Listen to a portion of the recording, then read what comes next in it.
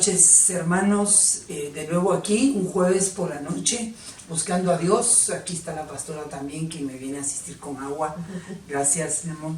Es bien importante que todos juntos nos mantengamos en sintonía con Dios, buscándole en oración, escuchando su palabra y no descuidando en ningún momento, porque son tiempos difíciles y muy peligrosos, en donde nos podemos deslizar hacia el lado equivocado, donde nos podemos resbalar y sufrir una caída de la que va a ser un poquito difícil recuperarnos. Así que es bien importante que tú y tu familia hoy puedan escuchar el mensaje de Dios. Dios tiene algo que decirle a tu vida. Hoy seguimos platicando acerca de la expansión del fuego de Dios. Vamos a escuchar un ratito unas alabanzas. Disfrútalo. Dios te bendiga. Regresamos.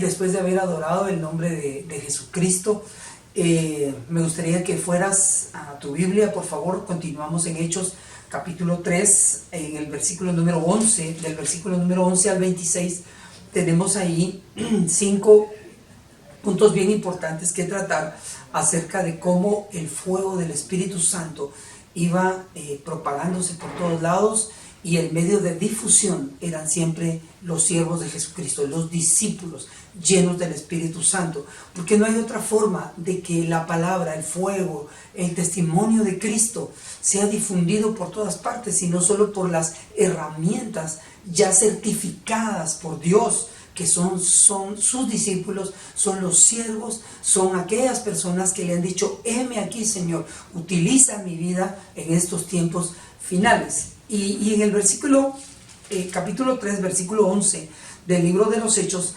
encontramos 5 rasgos bien importantes de una iglesia llena del poder del Espíritu Santo, 5 rasgos que necesitamos, como siempre he dicho esta palabra, desarrollar.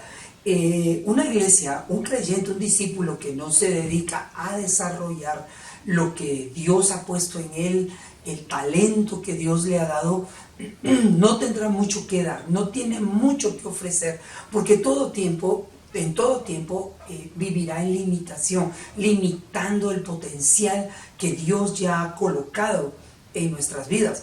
Así que vamos a ir rápidamente, porque sucede que después de aquel milagro del que hablábamos el domingo, cuando hablamos acerca de lo que una iglesia debe ofrecer, ¿te acuerdas que eso hablamos el domingo? Lo que una iglesia, o lo que toda iglesia debe aprender a ofrecer.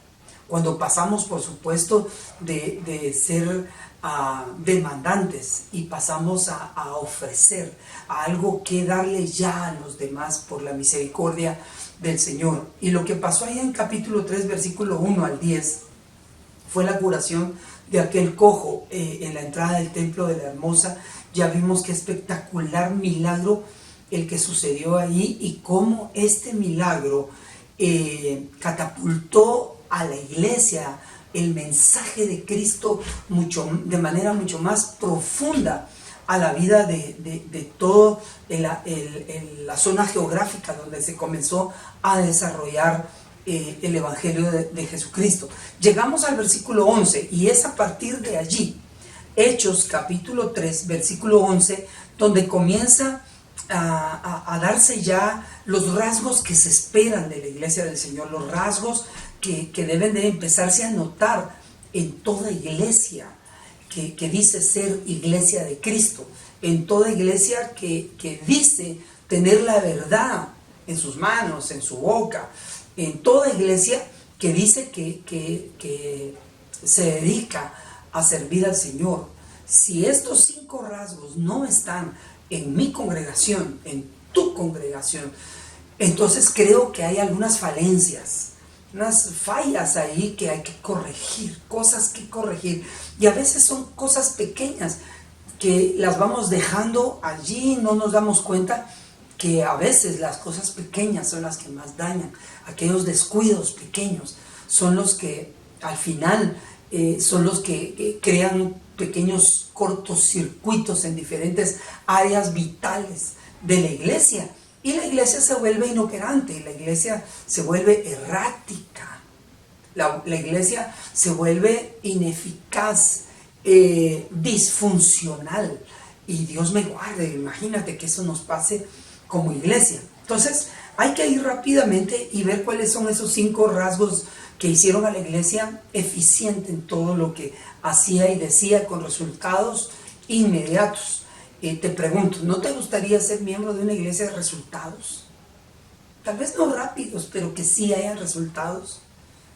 Nuestras congregaciones deben ser congregaciones de resultados. Así que dice allí el versículo 11, empezando ya a buscar cuáles son esos 5 rasgos que hacen operable a una iglesia. Encontramos el primer rasgo y te lo doy. Vamos primero, te menciono el rasgo y luego vemos los versículos que lo van respaldando. Número 1, era una iglesia enfocada en Jesús. ¿Por qué destaco este rasgo? Dice ahí que el hombre que fue sanado en el capítulo 3 se aferró a andar con Pedro y se aferró a andar con Juan, tanto que al salir del templo de la Hermosa y moverse hacia otro lugar, él no se les despegó. entró a adorar con ellos al templo, porque dice Hechos 3 que entraron los tres a adorar, pero luego cuando Juan y Pedro se retiraron de allí y fueron a otro lugar a predicar, allí iba el hombre que había sido sanado. Entonces, quieras o no, ver caminar a ese hombre, a quien todos en el pueblo habían visto nacer y crecer y volverse un adulto imposibilitado para caminar, eso era impresionante. Entonces iba con Pedro y con Juan, y de seguro el hombre iba anunciando lo que le había pasado por boca de los otros dos, Pedro y Juan.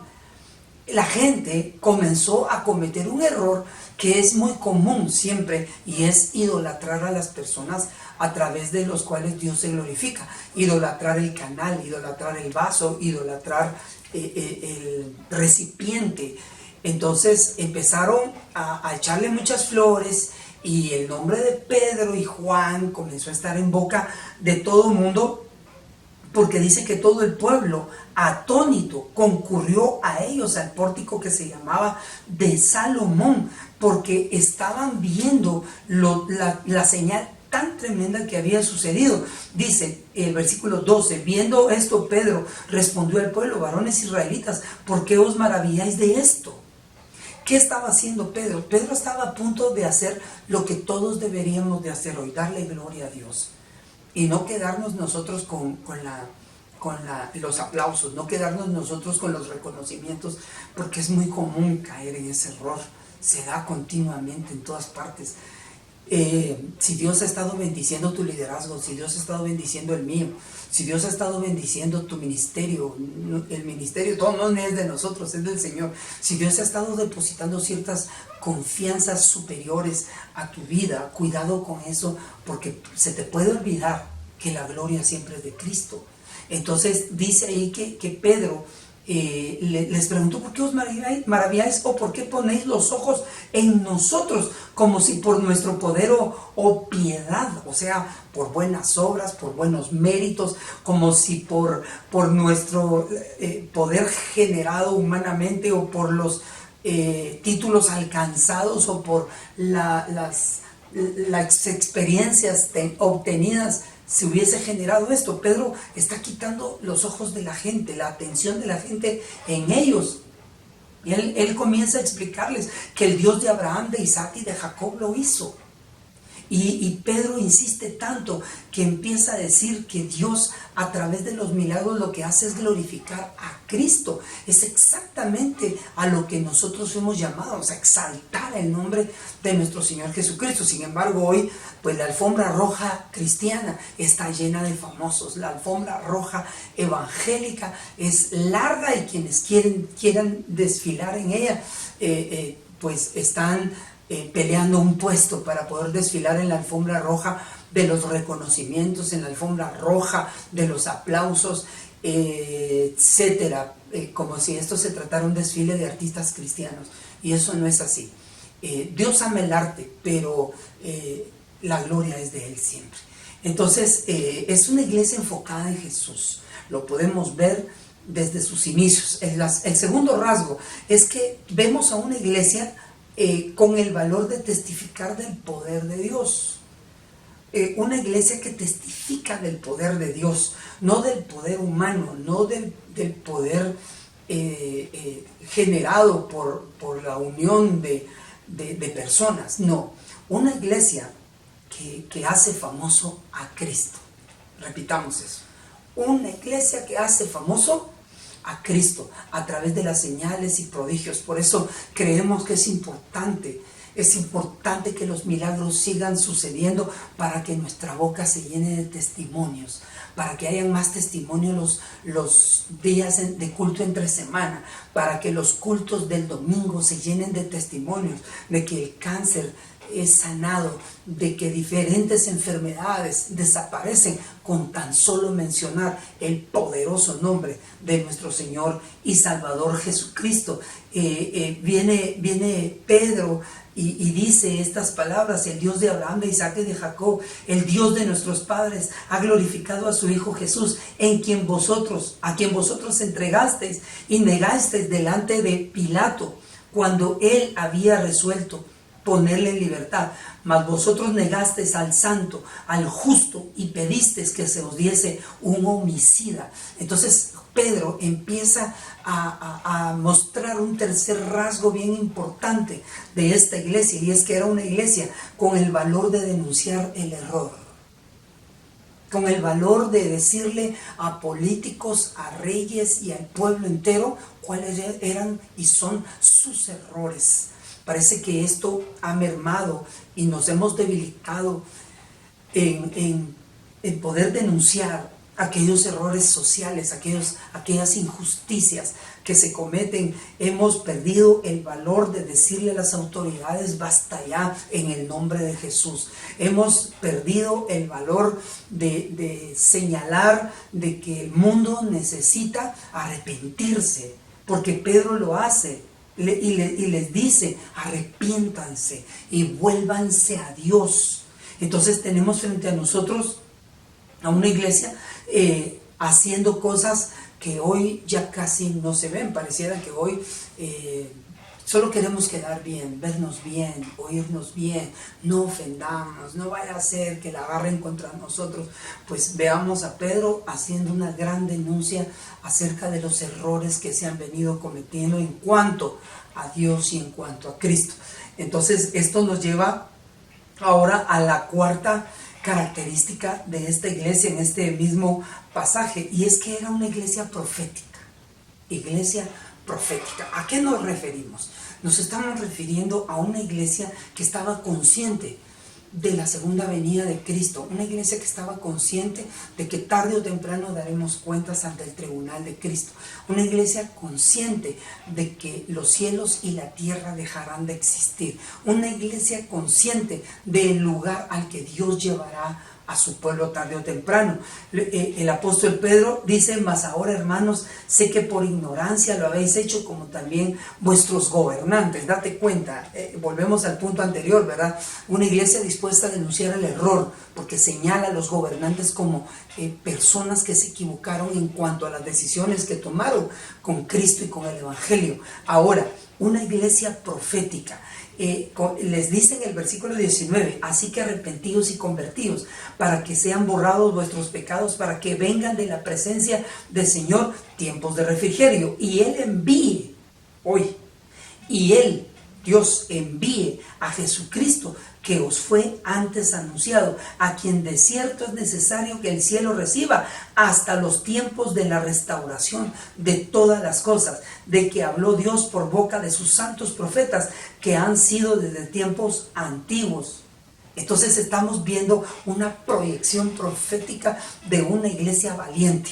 Y vamos ahora ya al quinto rasgo de una iglesia digna de imitar, un rasgo sobresaliente, y es que era una iglesia que dependía de la bendición divina. Me encanta eso, porque era una iglesia que, a pesar de que sufría críticas, persecución y en muchos aspectos también mucho despojo de las cosas materiales, pero era una iglesia que siempre esperaba en la bendición de su Dios, en la bendición de Dios, de que siempre habría algo para comer, siempre habría vestido para vestir, siempre habría calzado, siempre tendría un techo. Una iglesia que esperaba humilde y sencillamente en la bendición divina.